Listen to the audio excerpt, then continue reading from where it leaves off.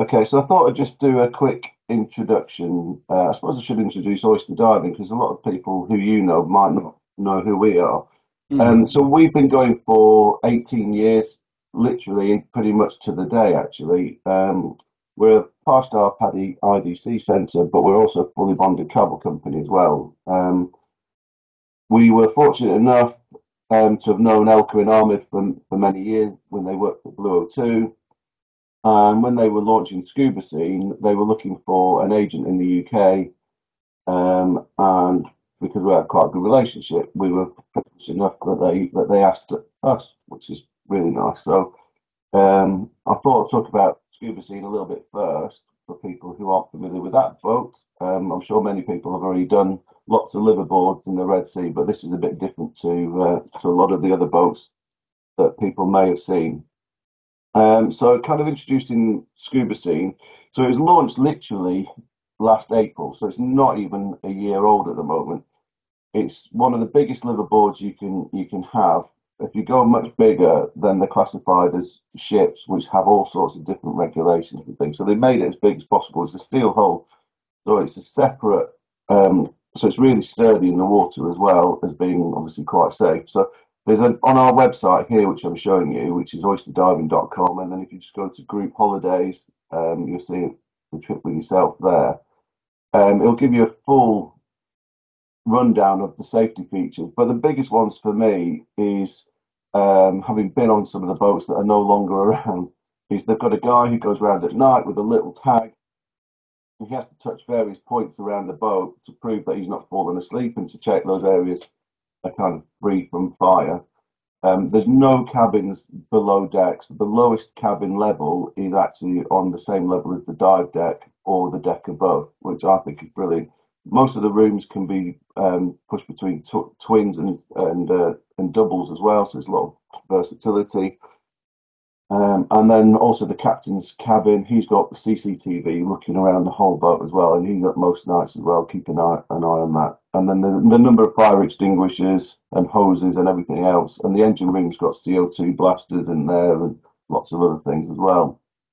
I might just show a quick video because I think it sums up scuba scene quite well because people go, well, it actually has got a pool, and it's got a pool. They go, oh no, it is a pool, but you can't do your marathon swimming session in it or anything. But especially in the height of summer, it's really nice to sort of sit in there with a drink and cool down and chill and chat to your mates in it. So I'll just play the video and you can see what I mean.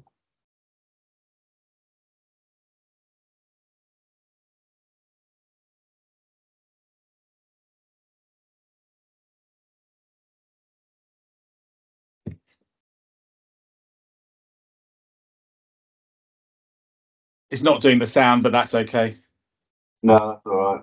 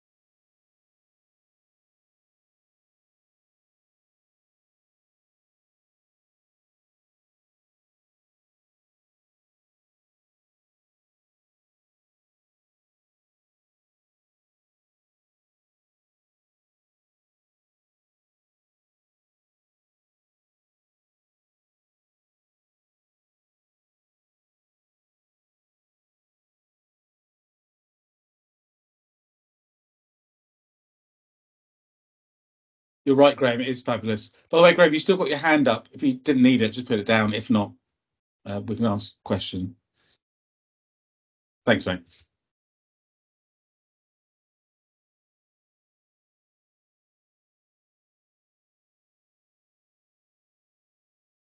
Cool. I'll pause it there because it's kind of pretty much showing all of all of the benefits of the boat itself. What I'll do before I hand over to you, Saeed, is I'm going to put in the chat room the URL to the boat as well, to your trip, so people can actually see it for themselves and have a mosey around. There is a just to let you know, there is a form at the bottom here where you can enter your details if you're interested in joining you. It might come up with an error message, but it does actually seem to come back to us. Otherwise, if people want to email us, it's just I'll put it in the chat as well. It's holiday@oysterdiving.com. So I shall hand over to you. Thank you very much. Evening, everyone. Not a massive turnout, but thank you very much for coming. This is being recorded, so I think people are waiting for the recording of it to watch it, in their own comfort, in bed, tucked up, nice and warm, so they can watch me in their own pleasure. But anyway, with that horrific thought, let me just share my screen. Would like to share audio on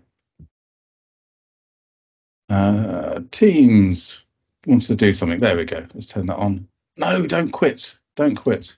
Let's see if I can share my. Let's see if I can share my. I can find a way of editing that bit out for you. No, just keep it going. Okay, there we go. Let's just get this up and running.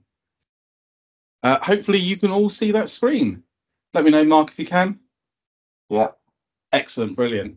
Okay, so this is a brand new talk, so new that I finished it probably about half an hour ago. But there may be some older pictures there that people have seen before. So I wanted to kind of do this talk to kind of show a few people that may have been to the Red Sea before, may not have necessarily photographed it. And I wanted to try and use as many pictures from this actual route as possible. So the route that I'm going to be doing for this workshop in August this year is the Northern Reefs with Rex and Turan. So we're focusing up in the north, mainly around those kind of areas. And if we have a look at a map, this is a map I stole off another tour agent here, but this gives you a good idea of the sort of places that we'll be going to. Of course, not everywhere is guaranteed, but we will try and get to the main stars. And those quite often, Shabel Erg for your dolphins. In fact, actually, the first place they mention here is Carlos Reef, is probably one of my most favourite reefs in the Northern Red Sea. It gets dived very little, though, because you've got to dive it when it's absolutely flat, no wind at all. So fingers crossed. I've only ever got there once, but it's an incredible. I've got a picture later on of that reef just to show you. And then we kind of go up north, up towards the Thistlegorm, and of course the Thistlegorm is one of the star wrecks of the world. If you haven't dived it, I'm sure most of us have dived it. I dived it probably first in 2001, I think I got there. And then round to Dunraven, follow on to the world famous, another world famous site, the marine park of Ras Mohammed. Probably diving shark and Yolanda reefs there, which have probably got some of the most gorgeous coral, which I'll show you in a minute. And then over to Jackson and Woodhouse. Obviously, there's lots of other little reefs in there in between, but that gives you an idea of the sort of the reefs we'll be doing on this trip. The islands of the reefs of Turan, the Jackson, Woodhouse, Thomas reefs, are really, again, one of the star reefs of this itinerary. So let's cliched up and dive in with our cameras and just have a look at some of the things we're gonna see. Us photographers, we like photographing hard coral. So here we are with that. I think Simon's even on this call. There's some lettuce coral in there. We like photographing soft coral. The soft coral in the north is absolutely gorgeous, especially around some of the sites like Ras Mohammed. Lots of current there. This soft coral absolutely loves it and there. We like photographing those anemones with a beautiful anemone fish. We like photographing fish, more fish, turtles, more turtles, even more turtles. And then if we get really, really bored, we end up photographing each other. We are a funny breed, us photographers. We like to photograph anything that we see. And then if we're really, really bored, we might photograph one of the plentiful, let's hope plentiful, cross your fingers, dolphins that might swim past, maybe early on in Chavel Erg. But that kind of gives you a flavour of what we're doing. But let's have a look at some of the reefs in a bit more detail. So, as I said, the reefs in the northern Red Sea, I'm assuming most people have dived the Red Sea, are absolutely gorgeous. You know, they're such full of fish life. Here we can see all the orange antheas there with a coral trout going down below this soft coral. They're such beautiful reefs, and it demands really that we spend time photographing these things. And here you can see this is a soft coral, relatively shallow. You can see the top of the water up here. In many places of the world, this soft coral doesn't necessarily even grow until more depths. But in the Red Sea, we are blessed with some of this beautiful soft coral, much shallower. Now, this was on Gordon Reef last year, and I was really impressed with the health of the reef there. Of course, there's lots of pinnacles. This is the Alternatives, which is just off Ras Mohammed. It's generally where we go and moor up in the evenings.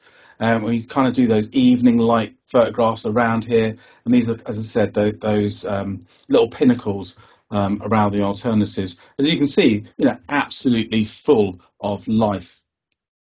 Sorry, I'm just getting my timing device out so I can actually time this. So the reefs, as you've already seen, are really full of life. And, you know, if you're lucky enough, all that life will come together. You know, we get the turtles. We've got the hawksbill turtles here. You can see the little wrasse trying to get a little snack from the hawksbill turtle eating this soft coral. They're probably one of the messiest eaters that I've ever seen. And this is probably one of the best times to get really close to them. When they're eating like this, they don't care if you're there. You can get right into their face and they don't worry about you at all. But stand back a little bit from them and you see all the other fish life come in to try and get a little snack of the animals that they're eating. Because remember, those soft corals are animals and the other fish would like to eat them. Couple more reefs here. So the picture on the left hand side, this is that Carlos reef. It's got some of the best plate table coral I have ever seen. It got absolutely hammered, I think in the early noughties by Crown of Thorns, and nobody dived it for probably a decade. And someone told me about it and said, actually, the coral has bounced back. It's well worth going to. And when we went there, I said I was blown away by the table coral. And I always ask if the weather permits that we do go and do a dive there because it's really, really worthwhile. And then on the right-hand side here, we've got another shot of the Alternatives with all those pinnacles that come up there. Of course, it's not all about the reefs themselves. The reefs are full of amazing inhabitants.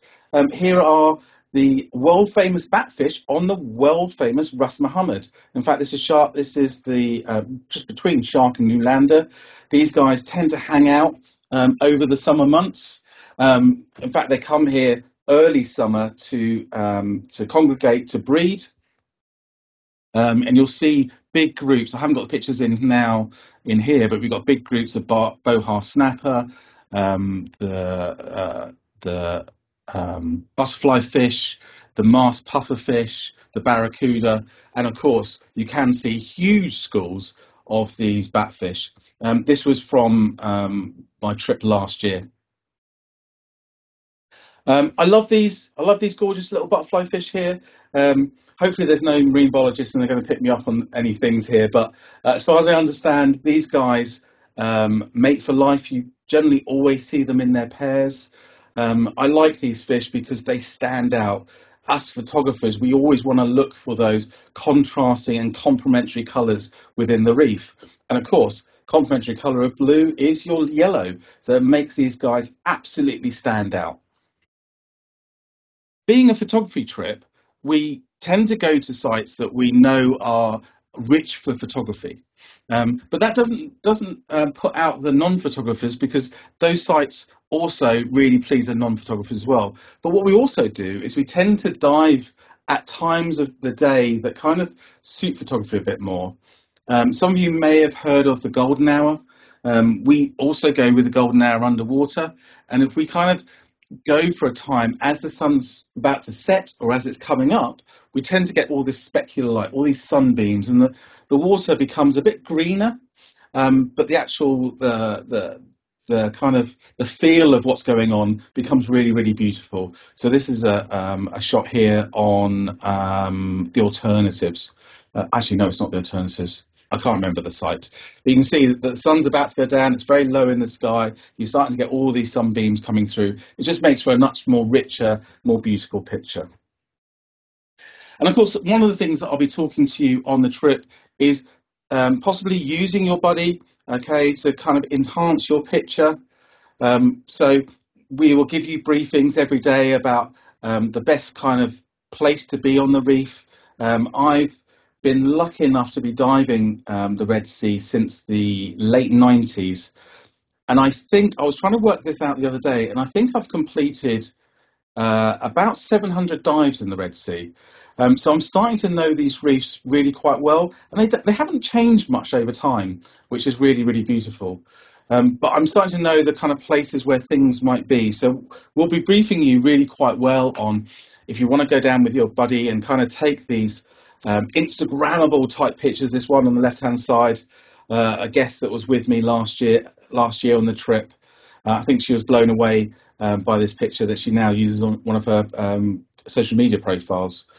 And of course, on the right hand side, this kind of whip coral stuff, this is also Gorgonia, and these make beautiful pictures. If you see them without a torch, they look really brown and grey, but as soon as you put that light on them, they glow up this beautiful red. And looking at the reef in more detail, you can see the things that really stand out. And of course, we've got on the left-hand side, we've got the giant clams. They don't grow as big as the kind of famous giant clams of the black and white movies of people getting their feet stuck in them. So these will grow to the size of probably a rugby ball. But some of them are this beautiful blue colour, and they really stand out on that kind of more browny grey reef. And then on the right hand side here, we've got a little nook within the reef, and these bannerfish, again, that lovely contrasting yellow, complementary yellow to the water in the back here. They congregate in these areas, and they allow you to get this very kind of contrasty picture. So these are the sort of places that I've kind of got to know where some of these things might be on some of these reefs, and we'd be definitely briefing you on some of the highlights of the reefs.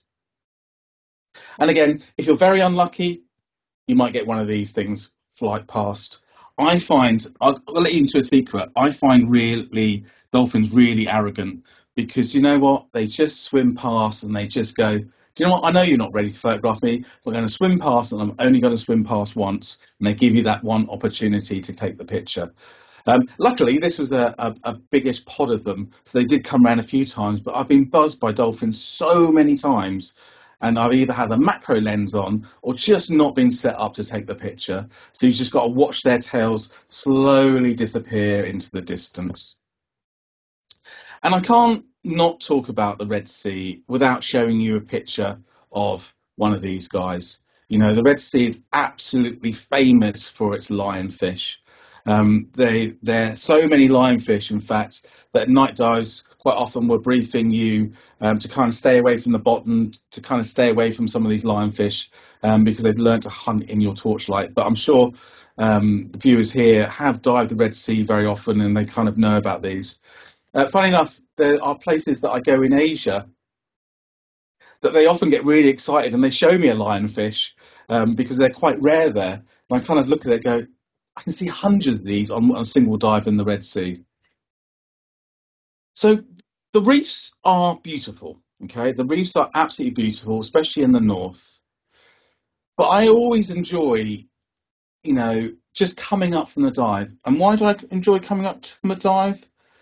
That's because I'm getting closer to the surface. And I think there's a lot of time wasted at deep depths. And one of the things that I've taught people over the years is you don't need to go deep. Quite often I'm going no deeper than 15 meters unless I'm going to a wreck for a particular reason, because all the light is up above us. And there is some real beauty about the things that we see at the top of the reef. If it's kind of shallow enough, and it's calm enough, you can shoot across the reef and get these really pretty reflection shots going on. If it's not calm enough, you might get yourself into a nice little nook, and you can get rough water, and you get these sohar, surgeonfish, sogals.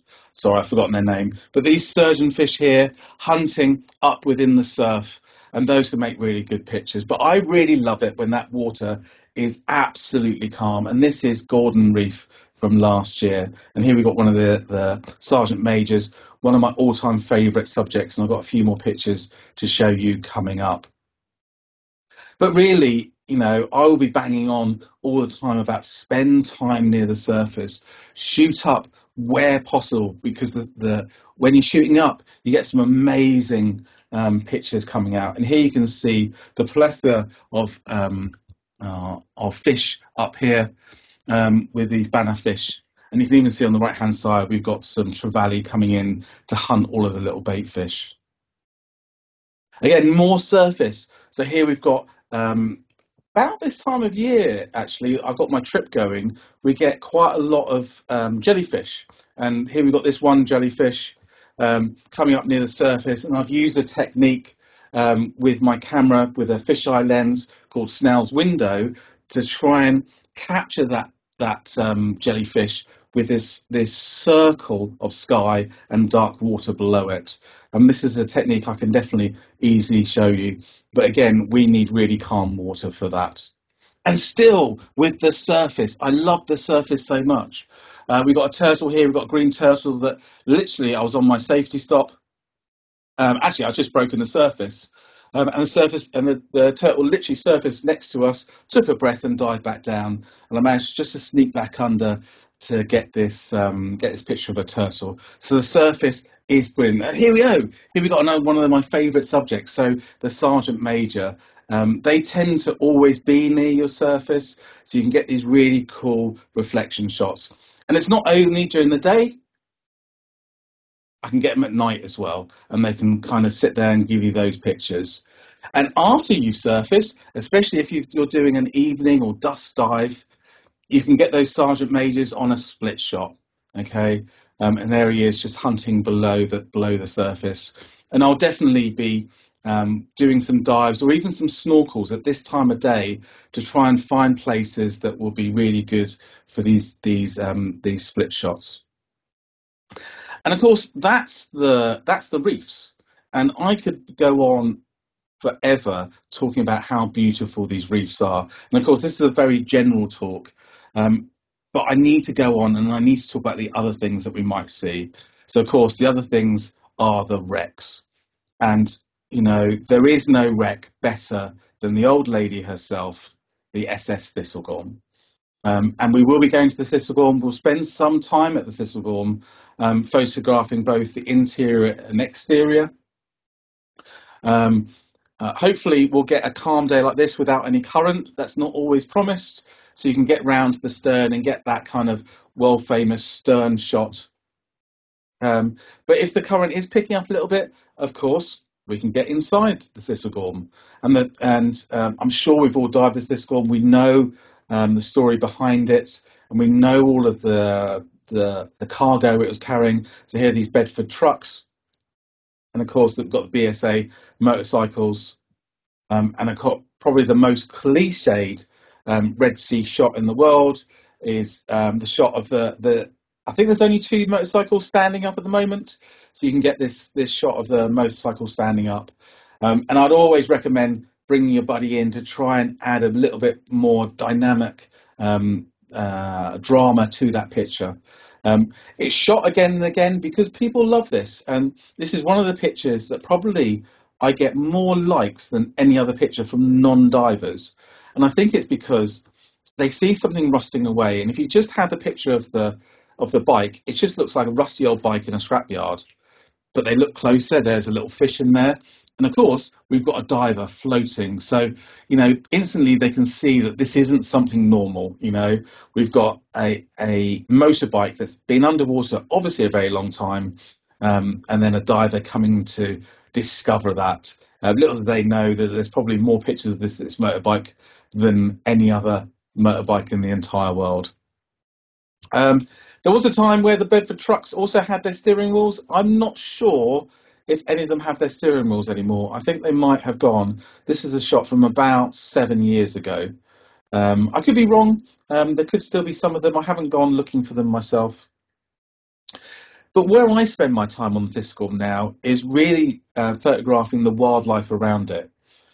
This is a shot from last year when I was on her.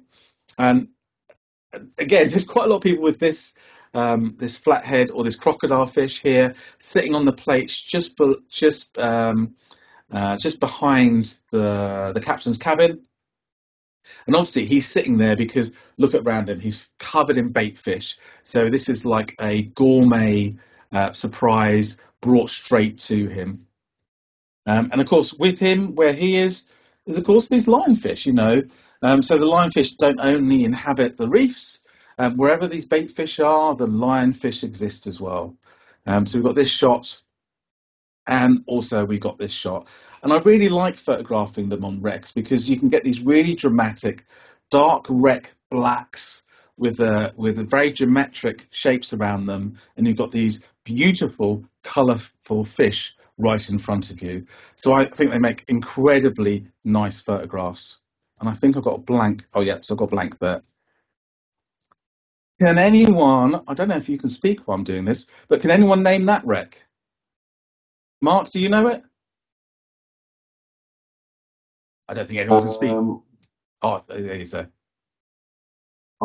Not from that angle, no. This is the Kingston. Okay. So the Kingston pretty much sits out from the reef. All you can see is its rudder and tiller that sit out there. You don't often get on it because normally the current is really powerful. Normally you're put onto it and you're washed away, and that's where you get clouds and clouds of the goatfish just below, the yellow goatfish. But if you're lucky enough to get into it, the wreck itself has been so colonised by coral. It's really hard to make out at times where the reef starts and the wreck starts, or the wreck finishes and the reef starts, should I say. And you can see we've got these little hatchet fish underneath here, under this little overhang, just hiding away. And these are normally the fish that hide in caves, but here they're out in the open, or pretty much in the open because it's kind of a sheltered area. And there are more classic wrecks that we dive. This is a slightly more unusual angle and slightly more unusual picture of the Janus D. So this is a shot I took a few years ago, and this is a panoramic. So I took a series of 12 images, so 6 on the top and 6 on the bottom, to try and give me that panoramic feel, so you can see that the wreck coming off onto the sand bed here and the reef on the right-hand side. Just something that's a bit more interesting. And if you want to kind of learn how to do this, again, this is a technique that I'm happy to show you and happy to teach you how to do it. In fact, actually, Adobe software has got so intelligent these days, it will almost do this for you. So when I did this, it was much, much harder to try and get these things lined up. Now, with the help of AI, you can hit a button and it kind of stitches them all together. But again, I love shooting the wildlife on these wrecks. So inside, if you just go inside the engine room, there's a skylight in there. You get these red-mouthed grouper kind of hunting all the bait fish in there. I love hanging around in there. Anywhere there's bait fish, there's their predators, which are normally these guys or, again, the lionfish. One of the last times I dived this wreck, I was going in here. So I was going in the skylights. That's how I entered. And as I was going in, this almighty moray came out. Here he is. Here's the almighty moray. He was one of the biggest morays I have ever seen. You can see a little bit of rust there on the back, on his back there. So that's obviously where he was pushing out through the wreck. And I thought, I really want to get a picture of this guy out swimming across the coral, out of the wreck in broad daylight. So I absolutely pegged it. And this is one of the things I tell people, never ever do. Don't chase the wildlife. So what I had to do is I had to swim all the way around. So instead of swimming directly after him, I took this complete curve all the way around and tried to get in from the back of him. And it took me some distance to get in front, but I managed to get this shot with a bit of the silhouette of the wreck behind. So we leave the Janistee and we go over to another rather famous wreck. So this is Carnatic. Since I took this picture, which was about 7 years ago, this grappling hook, it's not an anchor, it's a grappling hook, has completely disappeared. It was there for many, many years, and now someone, unfortunately, has disappeared with it. But this used to be one of my standard pictures I used to kind of talk to people about. But that's a really nice wreck as well. I've got some more pictures of this wreck coming up. But intermingled with that, this wreck is the Dunraven. So the Dunraven is the upside down wreck. Again, there isn't much on the Dunraven itself. The inside of it, because it's upside down, there's not much on the superstructure. But inside of it is normally absolutely rammed full of these glass fish, because you've got this man-made cave sitting in there. So quite often we'll go in there with our buddies and try and get these slightly more dramatic pictures with all of the glass fish swirling around. So this is my lovely buddy at the time, Pash, modelling for me. But not all of the wrecks are completely dramatic. But some of them are less so, but even better. So we've got this wreck here. Now we can normally moor directly over it. And it looks like not much. There's nothing there, but it is an absolute paradise for us photographers. This is the barge. I'm sure a lot of you recognised it. It's not very deep. I think, top of my head, 7 metres, 8 metres maybe. I don't think it's much deeper than that. Down to the bottom, but it's an absolutely beautiful wreck, and I'm just looking at my next slide. I thought I had another one coming in, but just bear that one in mind until I'll come back to it in a second. But I've just got some more Carnatic pictures. Sorry, my ordering is a bit out of order here. So here's another one of the Carnatic. The Carnatic is also referred as the bottle ship. It was carrying lots of bottles of wine, although none of those bottles really still exist anymore. There is rumoured to be a few bottles hidden around the site, but I haven't seen any of those. But the Carnatic is a beautiful open wreck, and you can easily go into it and then come out, and it's full of all of these soft corals between all of the slats of where the decking should be, and it's a lovely wreck to explore, and it's been absolutely colonised by all the fish here, and you can see the soft coral. Apologies, I've got this one, so I've doubled with this one in here, but you know what I was saying about the barge, and this is the barge. Okay, all of these struts coming out that aren't very high are absolutely rammed full of these beautiful fish. So these are the soldier fish here. Lovely contrasting colours again with the blue that you can see around. But we've got things like massive morays in here. We've got cardinal fish with eggs in them. We've got tons of fish that seem to congregate round this spot. It's amazing how much life just exists here. Above the wreck, as you're coming up, we generally see squid all the time. In broad daylight, there's squadrons of squid just swimming around. So I never spend too long down here. I make sure I come up quite shallow to come and find the squid and kind of photograph them well. Sadly, I didn't have enough time to put my squid pictures in here. So I had to delete them earlier because I had too many slides. And that kind of ends the kind of diving and the places that we'll be going in here. Again, I could have put double the amount of slides in here because I love the Red Sea so much. But I just really wanted to touch, and I know Mark talked about the boat just now, but I just want to kind of talk about the boat a little bit. Scuba Scene is without doubt the best liveaboard I have ever been on. Yes, she's big. Okay, she is a big boat. She takes just the same amount as some of the smaller boats, 10 meters or less her size. But because she's large, she has so much space for you to go and chill out. One of the things that people, when they don't do liveaboards, or they've done liveaboards before, they feel a bit crowded in, and they feel that they can't get away and have their own space. But this boat especially, sorry, my phone's just ringing, just turn that off. This boat especially has all of that space. And of course, we talked about there is a swimming pool. Blow me away, there is a swimming pool. No, you can't go and do 100 meters in it. It's more of a splash pool. But at the end of the day, it's filled up within 20 minutes of filtered seawater, and you can sit in it and have your beer and just cool off, especially in the summer months. And don't forget, we're going in the summer months. The cabins are also awesome. So this is one of the further top cabins. Now, all of the cabins, virtually all the cabins, are the same size. Most of the beds can be pushed together to have a double bed or two singles.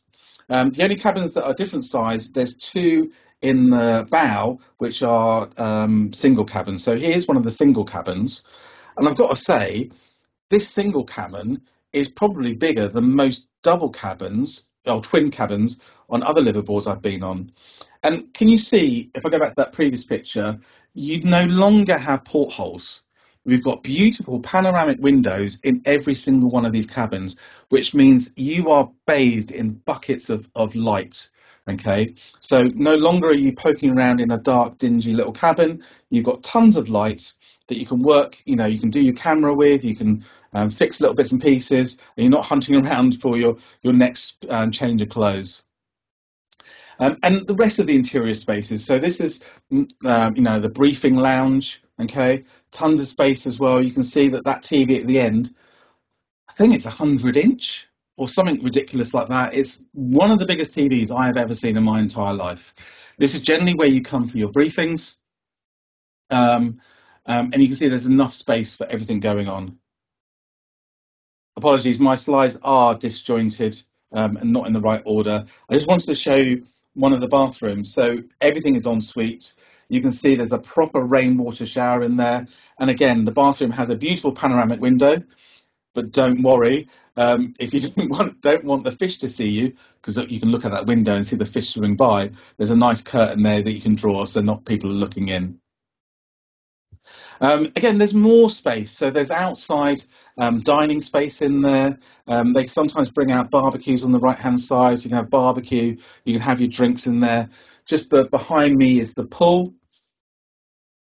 And talking about, Mark was talking about the safety in here. The safety has been exemplary. So some of the best safety I have ever seen of any boat. The briefings are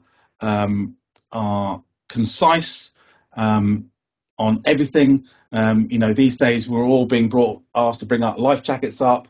We're shown all of the exits. We're shown all of the firefighting equipment. We're showing all of the safety equipment on the boat. So those kind of safety briefings are really, really good. And did I mention there's a pool? Well, there's a pool. It's amazing. I cannot describe how excited I was when there's a pool. And you will think that you won't use it, but trust me, you absolutely will. So you knew I showed you that big TV in the briefing room? Well, there's another TV. There's another room. So this is the games room or the TV room up in the bow. So originally, I think this was planned to be a panoramic cabin. But Elka and Ahmed actually turned around to the owners and said, no, we don't need any more people on the boat. We've got enough. We're going to turn this, what was going to be a fancy, top-end cabin, into this games room or this this kind of TV room. So you can sneak off in here, play a quick game of Mario Kart, or come back or watch your favourite movie. And another brilliant thing for us photographers, there is a camera station.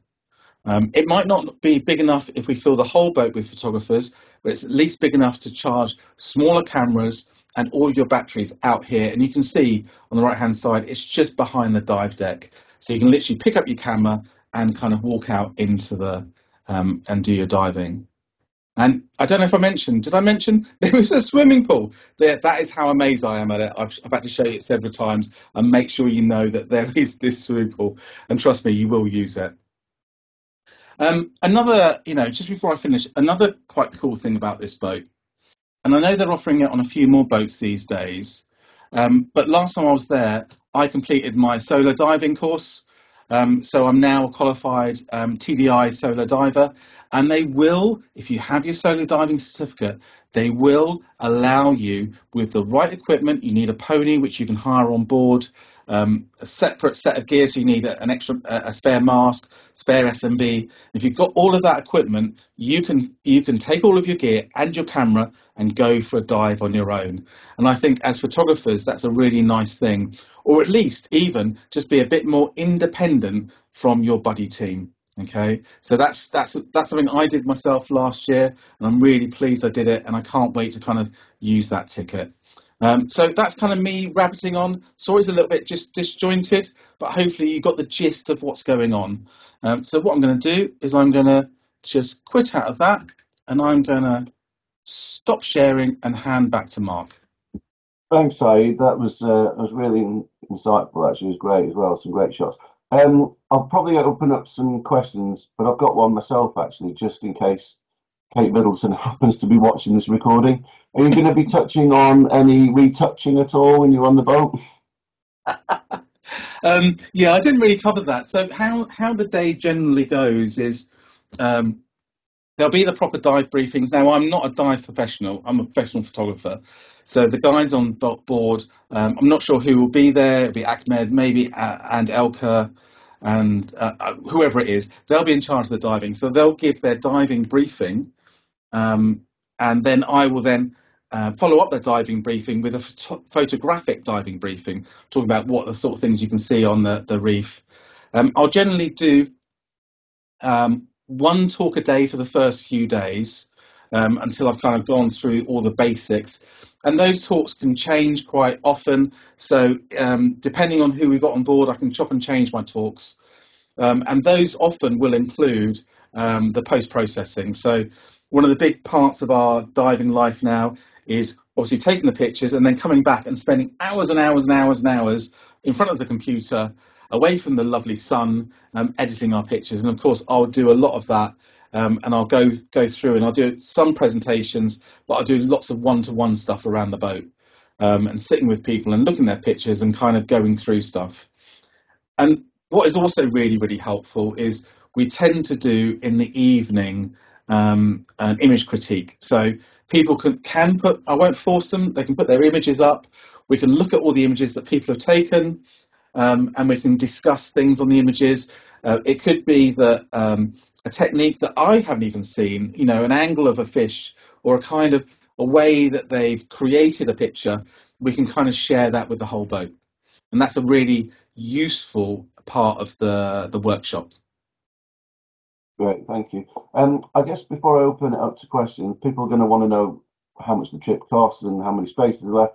So we've currently got 9 spaces left on the trip, and there's some male shares, female shares, but the price for basically 7 nights on Scuba Scene, that includes all the meals. I don't think we've actually mentioned the meals yet. So the meals aren't kind of like your traditional get loaded on carbs around a big buffet at lunchtime and dinner and breakfast. In the evening, it's a proper kind of sit-down 3-course meal. I mean, I remember having prawn cocktail with a bit of caviar on the top, and the snacks are just amazing. And it's really hard not to eat the snacks because you've got to save room for the dinner in the evening. So it's the best food I've ever had on any liveaboard, I have to say, and I've done quite a few. I'm going to pop in, Mark.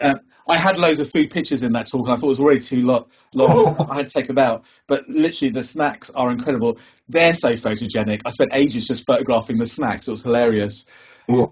But Elka freezed herself laughing at me because this was the first boat that the guides came round one day and asked me how I would like my steak cooked. I was absolutely blown away that they could actually cook a steak to my liking on the boat. There you go. So yeah, so the price basically including the 7 nights on the boat, all the meals, snacks, soft drinks, tea, coffee, 6 days of diving with tank and weights, return transfers to and from the airport, or if you're staying at a hotel before or afterwards, they can drop you off there. And then obviously workshops with yourself, Saeed, and some guidance. Yeah, you'll have 3 guides on the boat normally as well, and that's £1,780, which is a little more obviously than traditional Red Sea liveaboards. But if you think about what extra you're getting for that, it's actually good value. It's not cheap, but it's good value. As a fully atoll bonded travel centre, we can provide you flights as well. If you wanted to book a slot now, it's a non-refundable deposit of £445. Plus, then if you want us to book the flights, because obviously we normally book those with EasyJet, then we take the full money for the flights. Now, unfortunately, EasyJet require that. So yeah, so that's kind of Scuba's in. I've put the URL to the trip on the chat side, on the side of the screen, if you can see that. But I'll open it up to any questions if anyone's got one. Anybody? No? All right. Good. Cool stuff. All right. Well, I mean, hopefully we'll see a few of you with Saeed in August. If you get any questions or anything, then please just do pick up the phone tomorrow. Not tonight, because my daughter will be home in a minute. She's going to be climbing all over me. But I'll just say that there's a few people here that know me already, but I'm prolific on social media. So if you want to ask me a question, please pop on to all of the usual social media places and just ping me a message. And I'll happily answer that as best as I can. And the other thing that I'll say is behind Nick might be coming now, judging Nick's on the train, and the lady behind him seems to take a keen interest in it. Fantastic. All right, guys, thank you so much for that. Thank you, everyone. Yeah, thanks for giving up your evening. Take care, everyone. Okay. Cheers, guys. Bye. Okay, bye.